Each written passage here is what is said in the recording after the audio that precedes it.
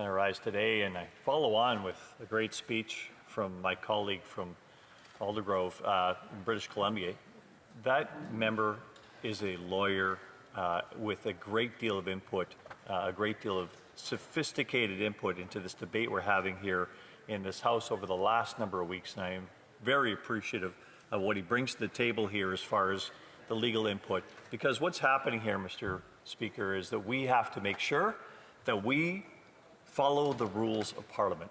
Now, my party and some members of the other parties around this House have tried to hold this government to account for weeks now in actually performing its role that it is required to do for Parliament. This is the executive. We are Parliament. Parliament does have its responsibilities here, and we're here to fulfill those roles as parliamentarians. This government is trying not to fulfill its roles, is trying to make Parliament as dumbed down as possible. And the problem with that, of course, is that Canada is a parliamentary democracy. We have a sacred trust to uphold this House and its rules for Canadians to make sure that we have something here where we elect representatives from across this country to make sure they bring perspectives from their various ridings across this country to this House of Commons, discuss these issues on the floor of the House of Commons with our peers across the country, and have those perspectives shared and have rules here about how we make the government act. And the government is responsible to this House at the end of the day, Mr. Speaker. You know that, and I appreciate the ruling that the main speaker here in this House of Commons came to, that the government cannot avoid disclosing the facts around the $400 million scam at SDTC, Sustainable Development Technologies Canada, that it had to actually provide that information to this House of Commons, that the Auditor General exposed was money misspent through that program. So we've called for that documents. There was a vote in this House of Commons. Majority said, yes, we want those documents tabled on the floor of House of Commons, as is the rule in this House. Let's get back to the core of this discussion here and look at the amendments. Right now, we want to extend the time through this amendment to make sure we get those documents, because time is obviously being ignored here by this government. We want those documents. Parliament is due those documents by its very rules. To ignore that rule at this point in time is tantamount to saying Parliament doesn't matter. And that's where this government is trying to get us to at some point in time, is that this is just a place where we get to walk over. It's a hurdle we have to get through as this executive branch of government. It's not a hurdle. It's the Parliament of Canada. And how many people, we're coming up on Remembrance Day here next week, of course, how many people have stood for Canada in making sure we have this democratic value, how we have this ability to elect people in this House of Commons so that we can actually pass laws, represent the people. Democracy is something that is sacred. It's something that we will not, if we lose it, we will miss it in its entirety, and it will be very difficult to get back at the end of the day. Every sovereign nation around this world is envious of the democratic countries around the world. The democratic countries are the most prosperous. We're the ones that actually involve our citizens. We're the ones that actually impact the world the most in what we do. And what this government's trying to do is trying to turn us into less of a democracy through this measure. And they think it's half measure by half measure. But, Mr. Speaker, this has been happening, as my colleague pointed out, for 4 years now. Ever since the pandemic happened, this government thinks they're not accountable. And it started with the pandemic. I got elected in 2019, you'll know, Mr. Speaker. 2020 came along very quickly, and this government decided that they wanted all this money control, they called them special warrants, to actually just have a whole bunch of money and have us authorize that, so we wouldn't have to even sit in this House of Commons, and they could do whatever they wanted. Well, one of the main roles of this House is to make sure we oversee the spending of the government of the House of Commons, and they bring back those estimates, bring back those plans to us, and we have to approve them. And that is something that we have to make sure we hold on to here and hold this government to account on where it's going to be accountable for that spending. But Parliament is something that I know that when I got elected here, it's a great honor. To sit in this House, 338 of us across this country, it is a great honor to come here and actually meet with people across the aisle, meet from people across the country, and see how do we make this country better at the end of the day. And that's not happening right now. That's not happening. First step to make that happen is to follow the rules of this place. You can't tear down the rules of this place and expect us to function as a legitimate parliamentary democracy if we're not going to respect the fact that we actually have rules, that we have to, how we interact together, how the government, which is the front bench, how the government responds to what this House demands of it. And we've demanded many things from this House. Government's ignored a lot of things. And I recall they reneged on one of the reasons they were holding up one of the requirements we asked of them some time ago. And this House, you'll recall, Mr. Speaker, this House demanded that the IRGC in the Middle East be deemed a terrorist group. And that was passed by Parliament years ago. And the government decided to ignore it until suddenly it was opportunistic. Just 4 months ago, during a by-election in Toronto, they say, okay, this is suddenly an issue. We have to actually obey the rules, or the House of Commons vote on this, and they acquiesced. Finally, it's one of those things where, you know, Parliament is demanding this of this government, and it's ignoring it. Now it's demanding documents, and those documents are about a $400 million scam, if you will. It is one of the many slush funds this government has. $400 million. We're not the ones that initially started questioning what is with this. It's the Auditor General that examined their books and said, there is a whole bunch of remiss here. Think about that, $400 million, hundreds of conflicts of interest where the members of the board were giving money to their own companies and weren't supposed to be doing so. Obviously, the definition of conflict of interest. $400 million into projects that were supposedly part of what we call the green shift, the transition, the energy transition. And the Auditor General actually said most of these don't even qualify. This is money going out the door to not even meet the requirements of a program that was vaunted. This is our way of getting through this new transition that's going to happen here. Well, it turns out, as the Auditor General has pointed out, and we want the documents that show this clearly, the Auditor General says most of those didn't even meet the requirements of the program as they're written on paper. They were just a whole bunch of insiders, liberal appointed insiders, paying money to their own firms. Now that is not something that Canadians will tolerate. That's not something this House should tolerate. Show us the documents. At that point in time, we'll determine, and the RCMP will determine, if there is actually charges to be laid in this respect. And, you know, we're not the police here ourselves, Mr. Speaker. You know that. Turn this over. Where are the charges that can be laid here? What should be done in this case? Because it's pretty clear a lot went amiss in this distribution of $400 million of taxpayer funds.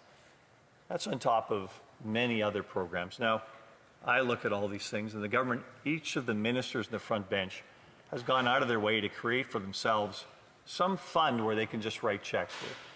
You know, the SIF from the Minister of Industry and then Finance Ministers got a new fund this past year when she did the Canada Growth Fund. And of course, there's the Canada Infrastructure Bank, and there's a whole bunch of other ways. We're just pushing money through the economy here. And some of this stuff they're pushing money into is just a bunch of money for their friends. It's business that should have happened anyways, but because they've got a liberal insider friend, well, we'll take that extra few $1 million to put in our back pockets, even though the project should have made sense without the government input. You know, we got some government friends, so we'll take some money here too. We've got to get back to projects in this country that actually make sense for the taxpayers of this country and get the government out of this slush fund business for their friends. There's many of these, and we need to expose each and every one of these. This will be the first one. You know that, Mr. Speaker. This will be the first one. And the Auditor General has already exposed this for what it is, an absolute scam.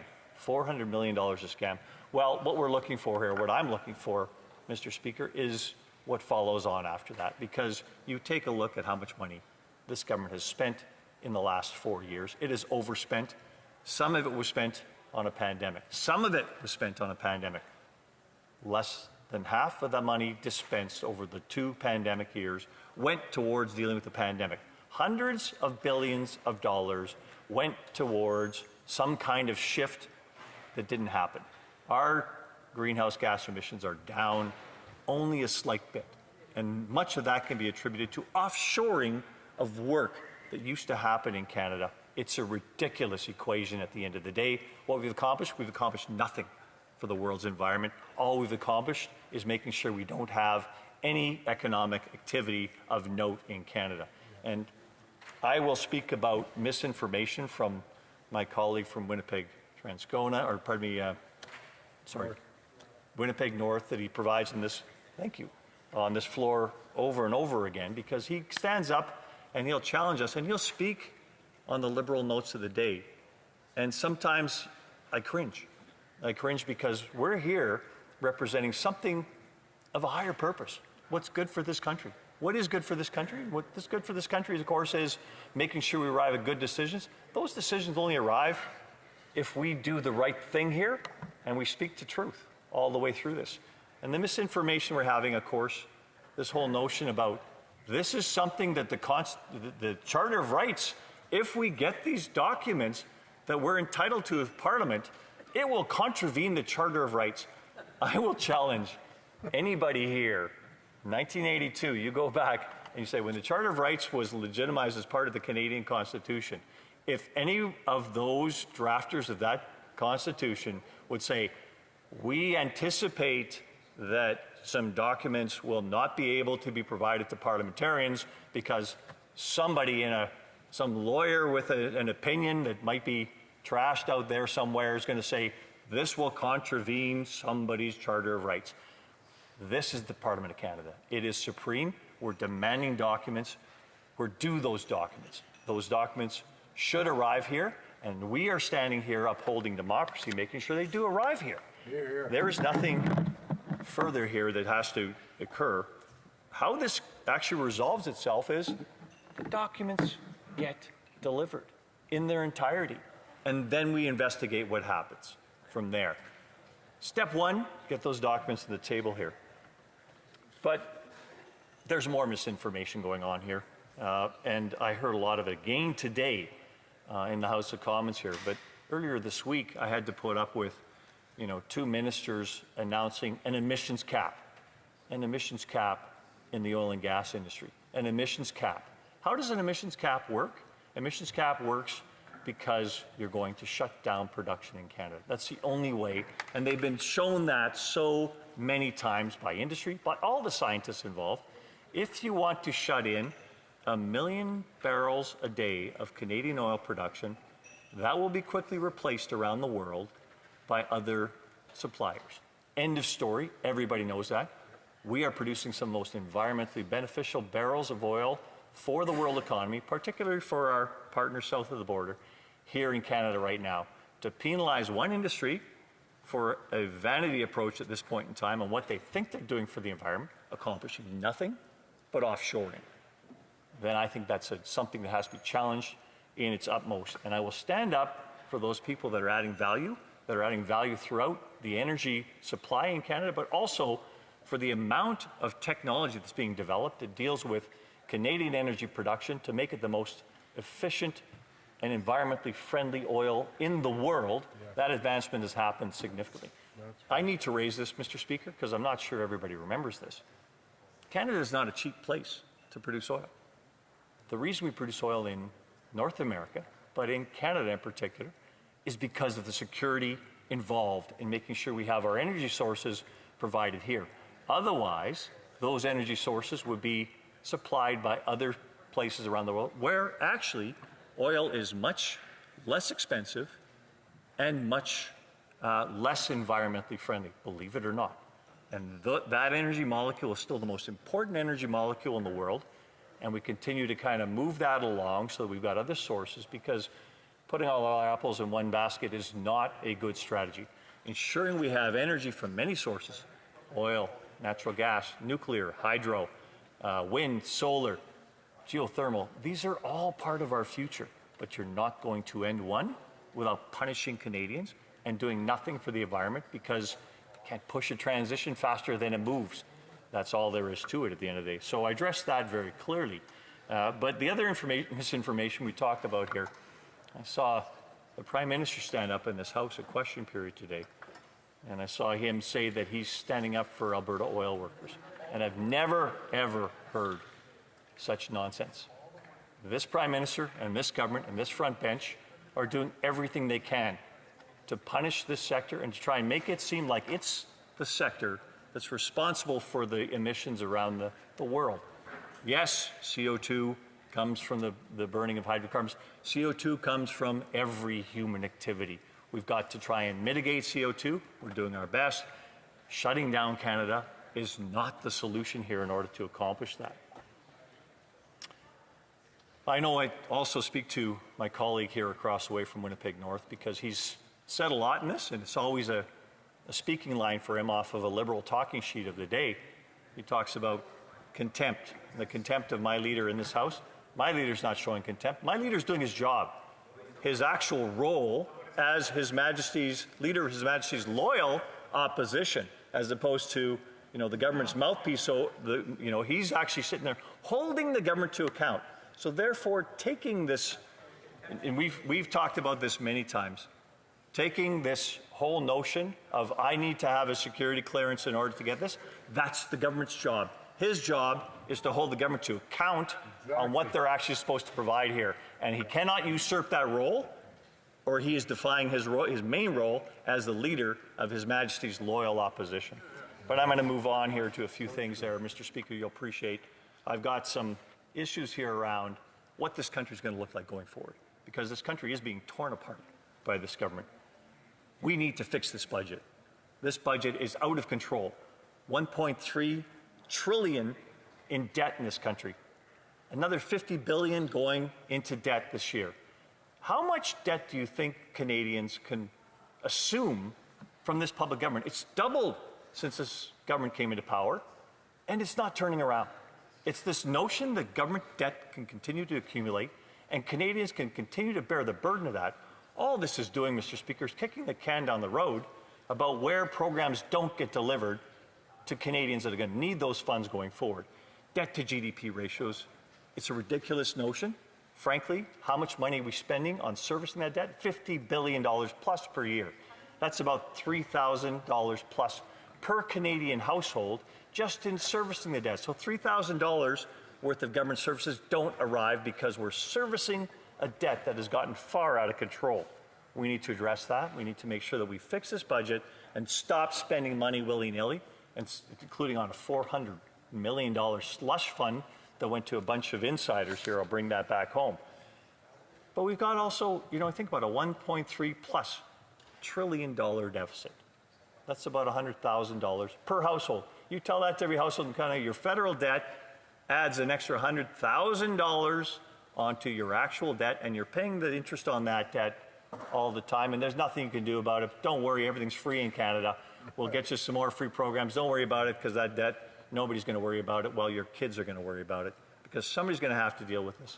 Kicking the can down the road is no way to address what we need to deliver to Canadians. And I beseech you, Mr. Speaker, that dealing with debt is something that we have to focus Canadians on and make sure that focus this government on, because it thinks that it just has to continue spending more and it's going to make its way up. It's make facts up as it goes along here. I didn't mention something here, and that's on the emissions cap they talked about, because it does tie in with the debt situation here. The emissions cap is going to harm a sector that provides $45 billion in the year 2022 to Canadians through taxes, taxes that supply services like healthcare, education, social services across this country. $45 billion. I'm asking you where it's going to replace that $45 billion as it does its utmost to try and shut in an industry that is the envy of the world, an asset that is the envy of the world. And yet it seems to be bent on destroying that. We don't know what we've got until we've thrown it away, Mr. Speaker. You know that this is something we've got to try and hang on to. Thank you very much. I look forward to any questions I have on this speech. Order, it's my duty, pursuant to Standing Order 38, to inform the House that the questions to be raised tonight at the time of adjournment are as follows. The Honourable Member for Sherwood Park, Fort Saskatchewan, on public services and procurement, L'honorable député de Calgary-Shepherd, l'immigration, les réfugiés et la citoyenneté. And the honourable member for Battleford-Lloydminster on carbon pricing. Questions and comments? The honourable member for Winnipeg South Centre. Thanks very much, Mr. Speaker. I listened with interest as my colleague across the way talked about respecting the will of the majority of Parliament. The majority of Parliament believes in $10 a day daycare. The majority of Parliament believes in a national school food program. The majority of Parliament believes in putting money into investments for housing towards municipalities, which, so it turns out, so do 18 Conservative members of Parliament. My question, Mr. Speaker, would be, if the honourable colleague across the way believes in respecting the majority will of Parliament, does he also support these programs, which are in fact supported by the majority of parliamentarians? Thank you, Mr. Speaker. Member for Calgary Centre. Well, that's a good question. And I thank my colleague for that question. I know that everybody in this House wants to do well for the Canadians that they represent. Whatever program that is, I'm certain they want to deliver it. I will put on the table, and I'll push back to my colleague across the way, that if you tell Canadians that, okay, you've got this new free program, but, you know, your kids are going to pay for it 20 years down the road with interest along the way, that their kids might have something to say about it right now, you know, first and foremost. We have to get back to that space where the programs we offer are the programs we're actually paying for. We're not asking others to pay for that for us. And those others, of course, the next generation in Canada, they're going to have tougher choices to make because we've constrained them so badly. So build the country of the future. Don't sit there and just shovel out your cash today. We've got choices to make. Nothing is free. Nothing can just happen. You've got to make sure that you look at your costing here and your payments and ensure that you get the right things done for Canadians so we've got a viable country going forward. Et commentaire, l'honorable député de Beauport-Limoilou. Merci, Monsieur le Président. Je vais faire un petit coup de pouce sur la question de ma collègue de Thérèse de Blainville de tantôt.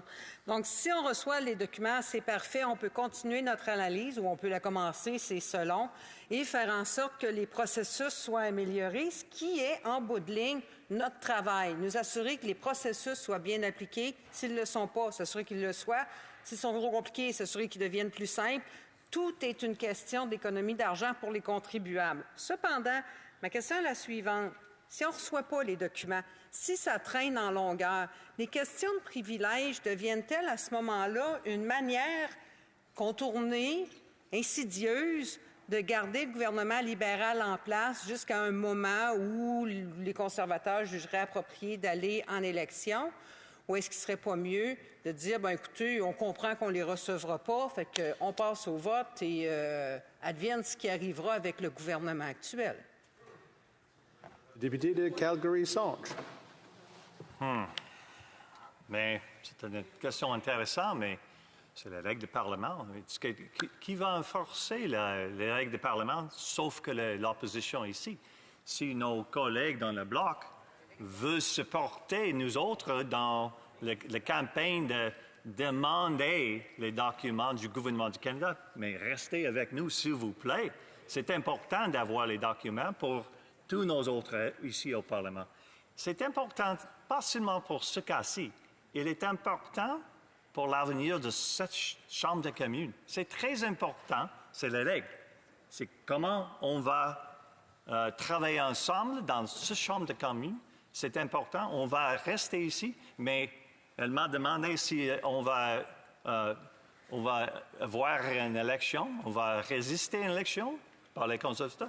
Bien sûr, non. On veut avoir une élection dès que possible. Merci beaucoup, man. Commentaire, questions and comments. The member from Cowichan, Malahat, Langford. Thank you, Mr. Speaker. I'll start off with a comment and then go into a question. Look, I won't fault my colleague for standing up for the oil and gas industry. Those are his constituents. And indeed, we need to have an intelligent conversation in this place about what we do with energy workers as the decades go on, like what that transition is going to look like. I listened to his comments talking about the economic value of oil and gas, but I would like to point out to him that our oil and gas production is amongst the most energy-intensive production on this planet. The other facts that we also have to look at are that the 10 warmest years on record all happened in the last decade, and that climate change itself has a real economic cost. You need only speak to Canada's hardworking farmers who are on the front lines of climate change and who current business risk management programs are not adequately funding them enough to deal with those climate-related disasters. But my question is on the process before us, because I have heard the RCMP publicly comment about these documents, about how uncomfortable they would be at receiving these documents. And given that the House is currently, stuck, as it were, would it not be advisable for us to maybe move this question of privilege to the Procedure and House Affairs Committee so that maybe Conservatives could call the RCMP Commissioner before that committee as a witness, and then the Commissioner of the RCMP could inform the Conservatives on what the appropriate process would be for the handling of these documents? Would that not be an advisable option through you, Mr. Speaker? The honourable member for Calgary Centre. Well, it's one of those, I appreciate the preamble and the actual question, but we're kind of, my colleagues sort of saying, we want to do this indirectly, what we can do more efficiently directly. And he's got some RCMP friend who tells him he's uncomfortable with this process. Mr. Speaker, we are Parliament again, and our job here isn't to make somebody comfortable. There has been some very serious, well, let's call it corruption here that's happened, and we want to get to the bottom of it. And when the RCMP, as uncomfortable as my colleague says they might be, when they uncover these documents, and if it makes them uncomfortable and squirmy because their boss over on the front bench of the Liberal Party, Liberal government, is going to say, oh my gosh, we have treaded way over where we should have gone here, and they're going to have to issue some warrants. That's going to be very uncomfortable for everybody. Thank you. Questions and comments? The honourable member for York Simcoe. Well, thank you, Mr. Speaker, and I thank my colleague for his speech. I think there's two things we do know, Mr. Speaker. We've been seized with this issue, and as my colleague knows, for a month now. And we know the Liberals could end this by submitting the documents unredacted. They can end it right now, tonight. But to my colleague, because Parliament is seized with this right now, I have important issues in my riding, like the rural top-up that residents have been denied in York Simcoe, even though we're rural, like the Lake Simcoe Cleanup Fund, like Liberal-appointed senators interfering in my bill, C-280, over in the centre. And we know that that side of the House is now with bankers, and this side of the House we're with farmers. I wonder if my colleague could point to a few issues that are pressing in his riding that we're not getting to with the Liberals not producing these documents. The member for Calgary Centre. Well, thank you very much, my colleague. Excellent question. There is a lot of things we're not dealing with in this Parliament because this government stands and digs their feet in the sand that they're not going to abide by the rules of this Parliament. And it's not us that set those rules, Mr. Speaker. It's the Speaker's rule saying no other order of business shall be dealt with in this House until this matter has been dealt with, because the rules of Parliament say these documents must be provided. But you think about all the things that are happening across this country, including in my province of Alberta. We've got all kinds of issues that we have to deal with, including how we're going to change the Impact Assessment Act so it actually is constitutionally viable, because this government made a gross overstep in passing legislation in that respect. And they're stalled on that. I don't think they're stalled just because of this procedure, but they're stalled because they don't actually want to perform their actual job in this Parliament. So there's much to be done here, Mr. Speaker, and I thank my colleague for the question. Questions and comments? Question and commentaire. The honourable member for Winnipeg South Centre. Thank you very much, Mr. Speaker. Just to clarify here, so the honourable colleague put in quotation marks that the Commissioner, not a close personal friend of my colleague from British Columbia, but the Commissioner of the RCMP said that they would be uncomfortable. No quotations needed because that's fact. But, Mr. Speaker, I do want to go back for a moment to something my colleague said in a previous response to my question. He talked about burdening future generations. I'm guessing he owns a house. I don't know for sure, and I'm guessing he didn't pay cash for that house. He probably took out a mortgage. And what did he do? He borrowed money. Why did he borrow money? Or presumably, why do Canadians borrow money? They do it to invest. Our government is investing in people. So my question for him is whether or not he believes that a national school food program and childcare is mere bureaucracy, as the leader of the opposition is so fond of saying. So I'll repeat that because I know he was getting some advice here, Mr. Speaker. Is the national school food program and $10 a day daycare bureaucracy in his mind? A simple yes or no would be helpful. Thank you, Mr. Speaker. In 30 seconds or so, the honourable member for Calgary Centre. All my colleagues for the financial advice they'll give me in this House. I appreciate it. But the issue about what's investing and what's spending is nonsense. Governments are not investing right now. Governments are spending like crazy. It's not an investment to say we're spending everybody's money today, but don't worry about it in the future. It is gross overspending, and they've got to start making choices for Canadians. All Thank you. spending is taxation.